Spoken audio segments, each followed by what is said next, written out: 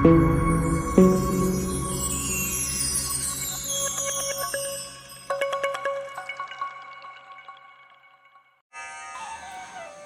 भगवती। हर हर महादेव। वचनामृत की आज की कड़ी में मैं भगवान श्री सत्यनारायण महाप्रभु की कथा का वर्णन कर रहा हूँ। भगवान श्री सत्यनारायण की पूजा करने से भक्तों की सभी मनोकामनाएं पूर्ण होती हैं। निसंतान को संतान की प्राप्ति होती है, निर्धन को धन की प्राप्ति होती है और अंत में मोक्ष की प्राप्ति होती है और भगवान सत्यलोक का निवास प्राप्त होता है। पूर्णिमा, संक्रांति या किसी भी दिन भक्ति श्रद्धा से युक्त होकर भगवान श्री सत्यनारायण का पूजन करे और भगवान की कृपा प्राप्त करे, अपनी इच्छा, अभिलाषा, मनोकामना भगवान के समक्ष रखे तो अवश्य ही मनोकामनाएं पूर्ण होती हैं। इसमें कोई संदेह नहीं है। यह बहुत ही कम खर्च में होने वाला महान पुण्यदायक व्रत है। कथा में वर्णन है कि एक बार शौनक आदि 88,000 ऋषियों ने महान वेदज्ञ सूत जी से पूछा कि भगवान, कलयुग में मनुष्य का जीवन अन्न के अधीन होगा। वे कम आयु वाले होंगे और दुख भोगी होंगे। प्राय पुण्य अति परिश्रम से मिलता है, तो कोई ऐसा लघु अनुष्ठान बताएं जिसे करने से मनुष्य कली काल के दुखों से छूटे, उनके कष्ट दूर हों। सूत जी ने कहा कि हे ऋषिगण,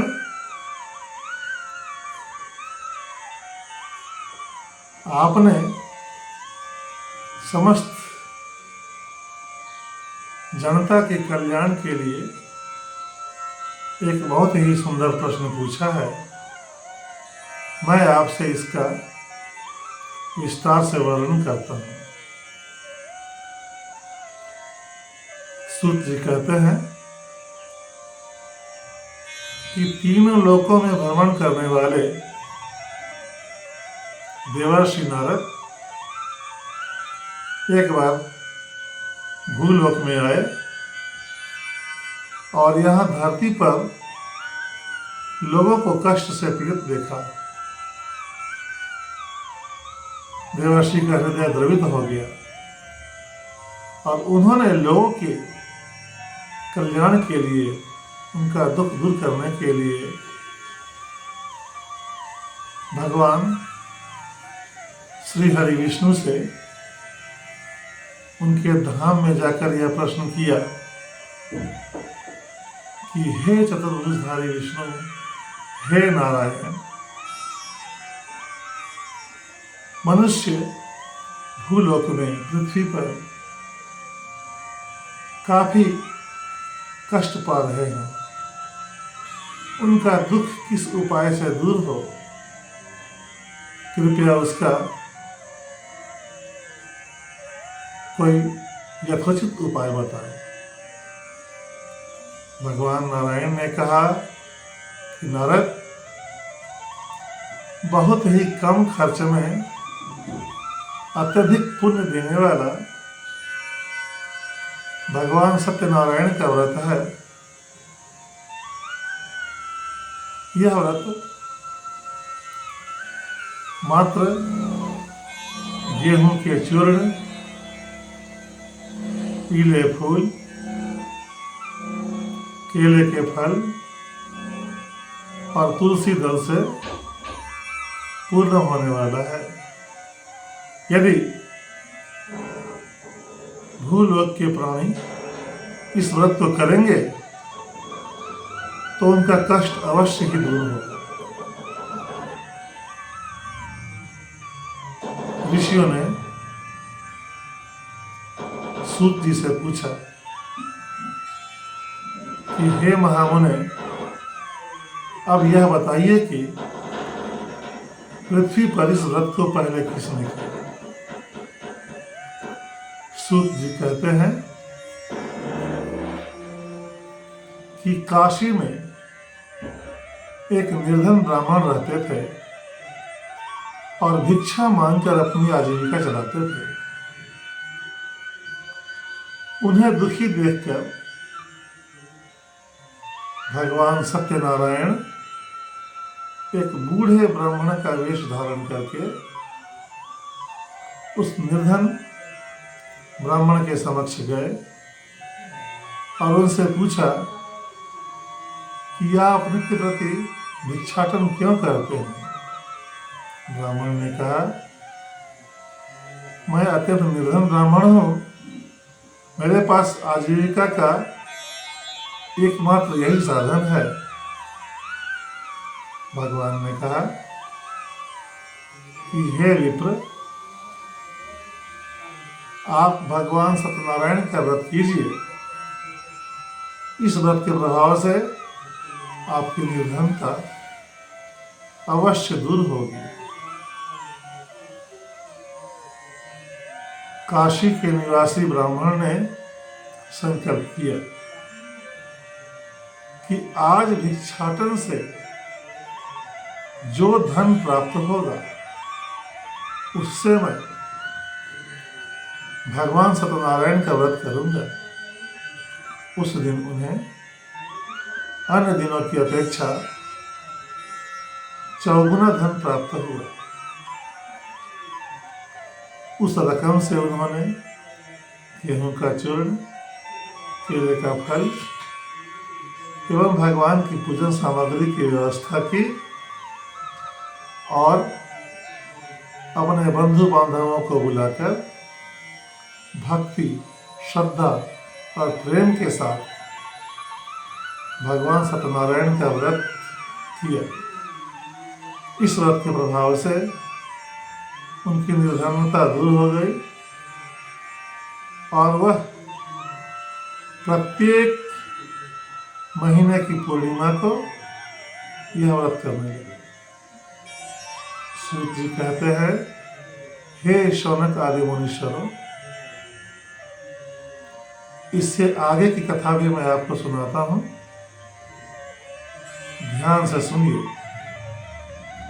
एक बार एक निर्धन लकड़हारा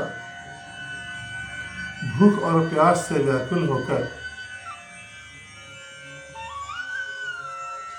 उसी ब्राह्मण के घर पहुंच गया जहां भगवान सत्यनारायण की कथा हो रही थी। श्रद्धापूर्वक वहां बैठ गया। पूजा समाप्त होने के पश्चात भगवान को प्रणाम किया, चरणामृत और प्रसाद देकर जल ग्रहण किया और ब्राह्मण देवता से पूछा कि यह कौन सा व्रत है, कौन सा पूजन है? ब्राह्मण ने कहा, सभी निर्धनों की निर्धनता को दूर करने वाले भगवान श्री सत्यनारायण का यह उत्तम व्रत है। इसके करने से मेरी निर्धनता दूर हो गई है। लकड़हारे ने प्रण किया कि आज लकड़ी बेचने से जो धन मुझे प्राप्त होगा उस धन से मैं कल भगवान सत्यनारायण का व्रत अवश्य करूंगा। भगवान की कृपा से उसकी लकड़ी का गट्ठर बहुत ही ऊंचे दामों पर बिक गया और उसे काफी धन की प्राप्ति हुई। उससे उसने भगवान सत्यनारायण के पूजन की सारी व्यवस्था की और भक्ति श्रद्धा युक्त होकर भगवान का पूजन किया। पूजन के प्रभाव से उसका निर्धनता उसकी दूर हो गई और वह धन धान्य हो से संपन्न हो गया और प्रत्येक मास की संक्रांति को यह व्रत करता रहा। अंत में वैकुंठ लोक की प्राप्ति हुई। सूत जी कहते हैं कि हे मुनिगण, इससे आगे की और भी एक कथा है। एक राजा उल्कामुख हुए हैं। उल्कामुख महाराज नदी के तट पर अपनी पत्नी के साथ भगवान श्री सत्यनारायण का यह उत्तम व्रत कर रहे थे। उसी बीच साधु नाम का एक वैश्य वहां आ पहुंचा।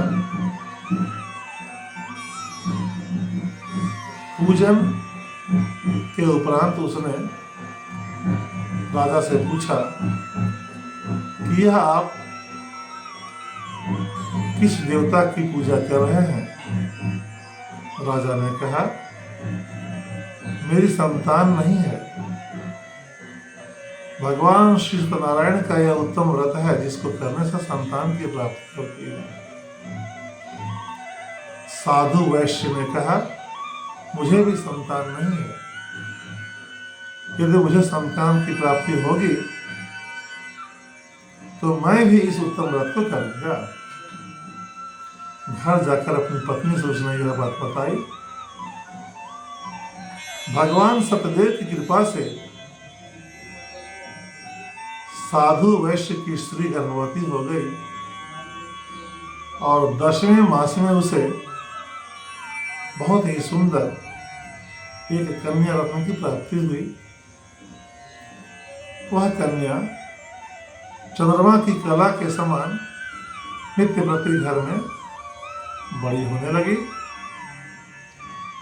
साधु वैश्य की स्त्री ने कहा कि आपने भगवान सत्यनारायण के व्रत और पूजन का संकल्प लिया था, उसे पूरा करें।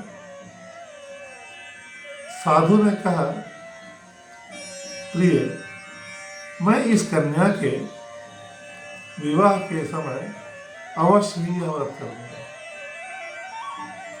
पुत्री को विवाह के योग्य देखकर उसने दूतों से कहा कि इस कन्या के योग्य कोई वर ढूंढ कर लाओ। दूत कांचनपुर गए और वहां से एक सुयोग्य वणिक पुत्र को पसंद किया। साधु ने पूरी विधि विधान के साथ कन्या का विवाह कर दिया, किंतु दुर्भाग्य से यह व्रत करना वह भूल गया। इससे सत्यनारायण भगवान क्रुद्ध हो गए और उसे शाप दिया, तुम्हें दारुण दुख और कष्ट की प्राप्ति होगी। विवाह के पश्चात अपने दामाद को लेकर साधु बनिया रत्नसार पुरी व्यापार के लिए गया। वहां चंद्रकेतु नाम के राजा का राज्य था। भगवान की माया से प्रेरित होकर कुछ चोर राजा चंद्रकेतु के घर में चले गए और राजमहल से धन धान्य हीरे मोती जवाहरात चोरी करके भागने लगे। सिपाहियों ने उनका पीछा किया। पकड़े जाने के भय से चोरों ने चोरी की गई संपत्ति वहीं छिपा दी जहां साधु बनिया और उसके दामाद का निवास था। जब सिपाहियों ने चोरी का धन साधु वैश्य के पास देखा तो उन्होंने उसे ही चोर समझ लिया और राजा के पास जाकर बोले कि हे राजन, मैंने इन दो चोरों को पकड़ लिया है, आज्ञा दें। राजा ने कहा, बिना किसी विचार किए इन दोनों को कारागृह में डाल दो। इधर साधु वैश्य की स्त्री और उसकी पुत्री बहुत दुखी रहने लगी। एक दिन कलावती किसी ब्राह्मण के घर में भगवान सत्यनारायण की पूजा देख रही थी। पूजा समाप्त होने के बाद प्रसाद लेकर रात्रि के समय जब वह अपने घर आई तो उसकी माता उसे धिक्कारने लगी। हे पुत्री, इतनी रात तक तू कहाँ थी? तेरे मन में क्या चल रहा है? पुत्री ने कहा, माता, आज मैंने एक ब्राह्मण के घर में भगवान सत्यनारायण का पूजन देखा है। वहीं प्रसाद लेकर मैं अभी घर आ रही हूं। जब लीलावती ने कलावती की यह बात सुनी तो उसे स्मरण हो आया कि उसके पति ने प्रतिज्ञा की थी, किंतु प्रतिज्ञा भ्रष्ट हो गई। वह तुरंत तैयार हुई। अगली सुबह भगवान सत्यनारायण की पूजा की सारी सामग्री की व्यवस्था की और भगवान का पूजन किया। इससे भगवान सत्यनारायण प्रसन्न हो गए। लीलावती और कलावती ने बारंबार अपने अपराधों के लिए क्षमा मांगी, अपने पति के लिए क्षमा मांगी और कहा कि आप उनके अपराधों को क्षमा कर दें। भगवान सत्यनारायण ने राजा चंद्रकेतु को स्वप्न में आकर आदेश दिया कि तुमने साधु नाम का एक बनिया और उसके दामाद को कारागृह में डाल दिया है। ये दोनों ही निर्दोष हैं। कल प्रातः काल ही उन्हें बंदी गृह से निकालकर स्वतंत्र कर दो, अन्यथा राज्य सहित तुम्हारा सर्वनाश हो जाएगा। अगले दिन प्रातःकाल राजा ने अपनी सभा में अपने मंत्रियों से अपने स्वप्न की बात बताई।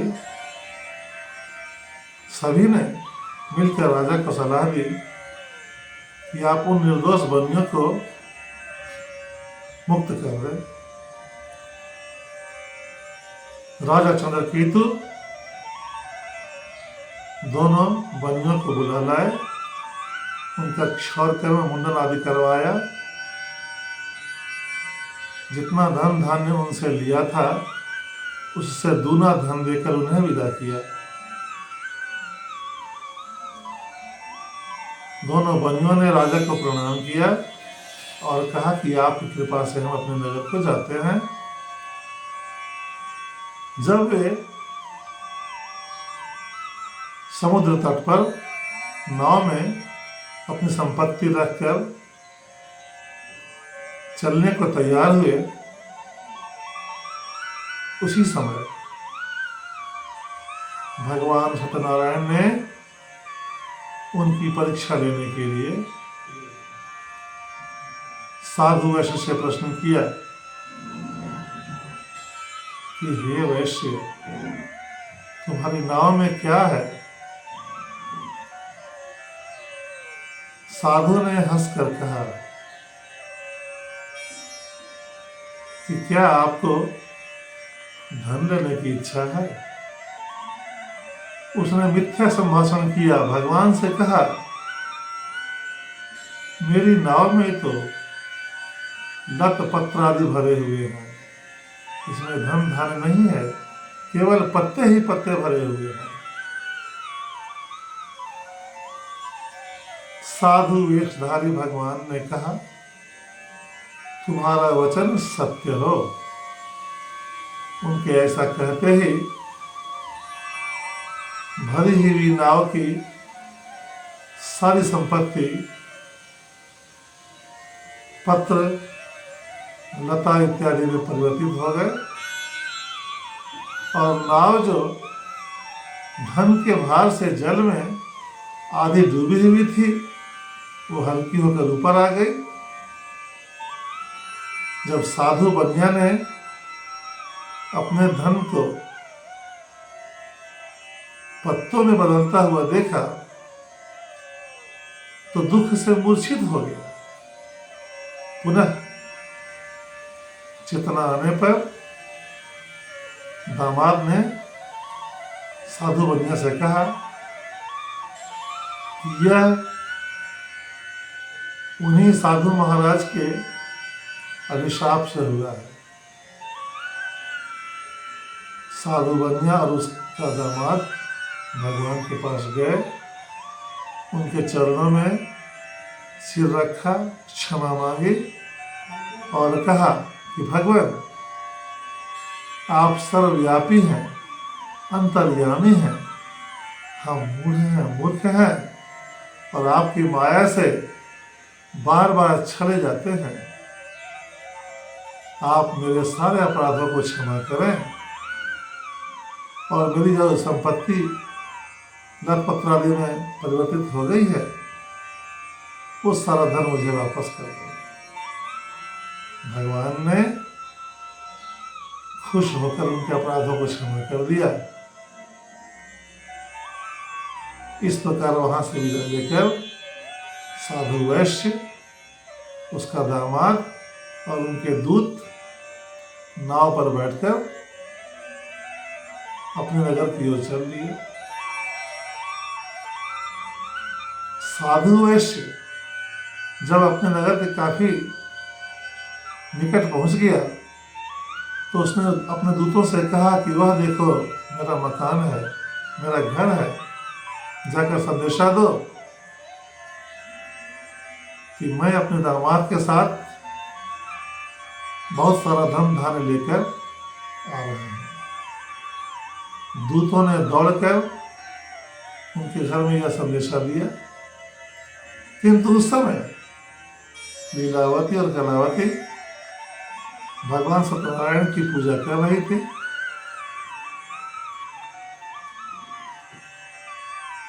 जब उन्होंने सुना कि साधु वैश्य और उनके दामाद आए हैं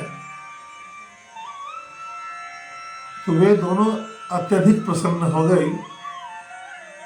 किसी तरह से पूजन समाप्त किया और बिना प्रसाद ग्रहण किए अपने पति को देखने चली आई,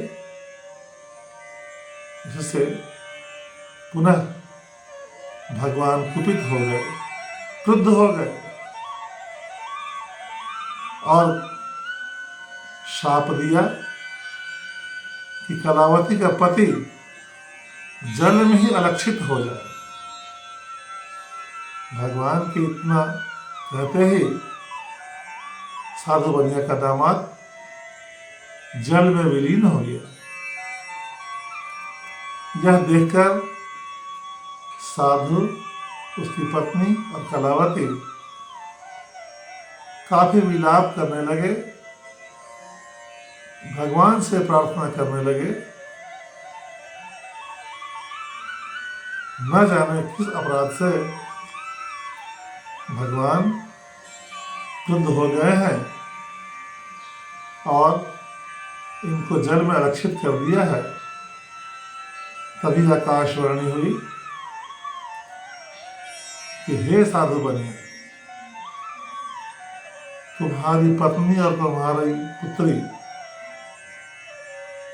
भगवान का पूजन तो कर रही थी, किंतु बिना प्रसाद ग्रहण किए आ गई, इसीलिए इसका पति अलक्षित हो गया है। यदि यह पुनः प्रसाद ग्रहण करके आए तो इसका पति इसे अवश्य मिलेगा। इतना सुनते ही दौड़कर वे दोनों पूजन स्थल पर अपने घर गई, प्रसाद ग्रहण किया और आकर कलावती ने देखा उसके पति उसके साथ हैं। पुनः वे लोग अपने घर को आ गए। हर संक्रांति में, हर पूर्णिमा में भगवान की पूजा की, धन धान्य सुख संतान से परिपूर्ण हो गए और अंत में सत्य लोक को चले गए। सूत जी कहते हैं कि हे मुनीश्वरों, मैं एक और कथा कहता हूं।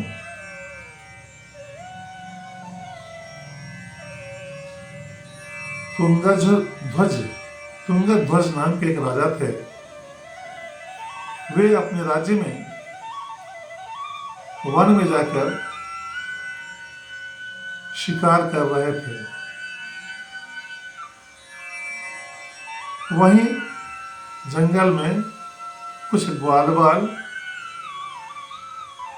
भगवान सत्यनारायण की पूजा कर रहे थे। उन ग्वालों ने भगवान का प्रसाद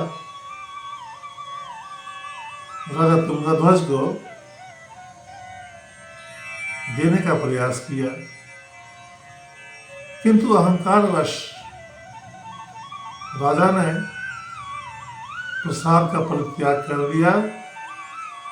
इससे भगवान सत्यनारायण बहुत क्रोधित हुए और उन्होंने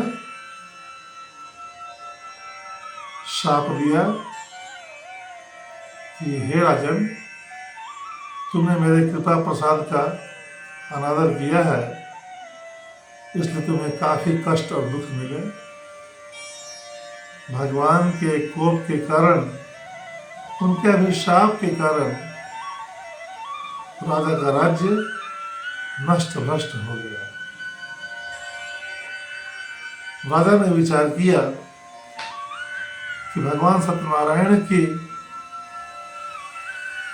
कृपा और उनके प्रसाद का त्याग करने से मुझे यह दारुण कष्ट प्राप्त हुआ है। राजा तुंगध्वज ग्वाल वालों को लेकर नदी तट पर आए और भगवान सत्यनारायण का पूजन पूरी भक्ति, पूरी श्रद्धा, पूरे लगन के साथ तन मन और धन से किया। इससे भगवान प्रसन्न हो गए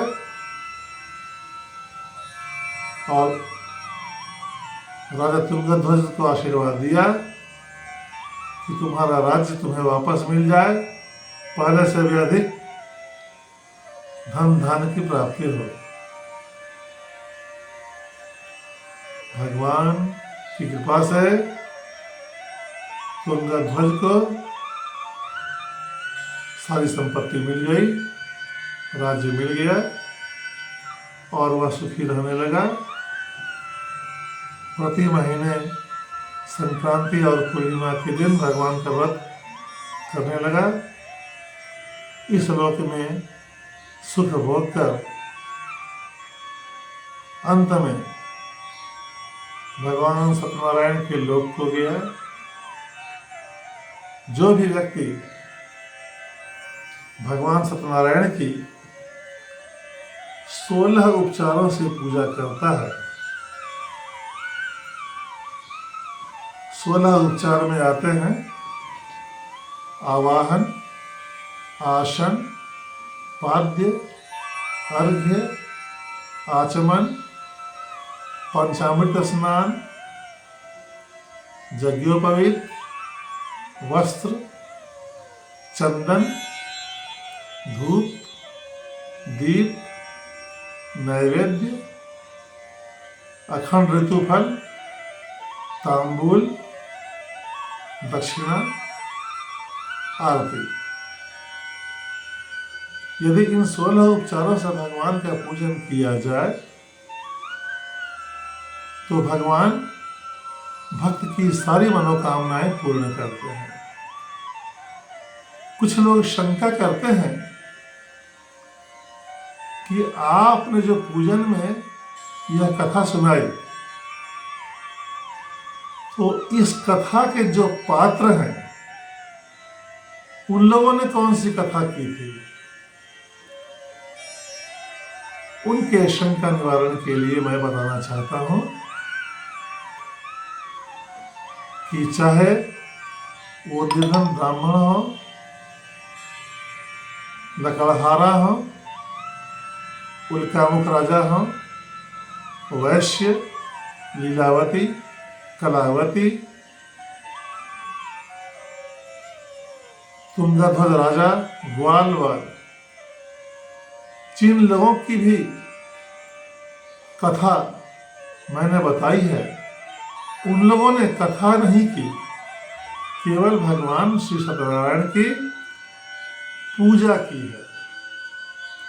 और इसी पूजा के प्रभाव से उन्हें संतान और सुख की प्राप्ति हुई है। इस कलिकाल में लोगों की आस्था को बढ़ाने के लिए इस कथा को किया जाता है, ताकि प्रसंग सुनकर भक्ति भावना बढ़े, धर्म का प्रचार हो। मुगल काल में हिंदुओं पर काफी अत्याचार किया गया था। मंदिर जाना, यज्ञ करना, ये सारे कर्म वर्जित थे। उस समय यही एकमात्र कथा है। स्कंद पुराण के रेवाखंड की 7 अध्यायों की यह कथा है, जिसे लोग बहुत ही कम खर्च में अपने घर में कर लिया करते थे और अपने सनातन धर्म को, हिंदू धर्म को, अपने हिंदुत्व को हम लोगों ने बचाए रखा। इस कथा का धार्मिक के साथ साथ सामाजिक महत्व भी है। इसका प्रचार प्रसार करें, इसी में हम सभी का कल्याण है। प्रेम से बोलिए सत्यनारायण भगवान की जय, वृंदावन बिहारी लाल की जय, लक्ष्मी नारायण की जय, पार्वती मैया की जय, दुर्गा महारानी की जय। ओम नमः पार्वती पतये, हर हर महादेव।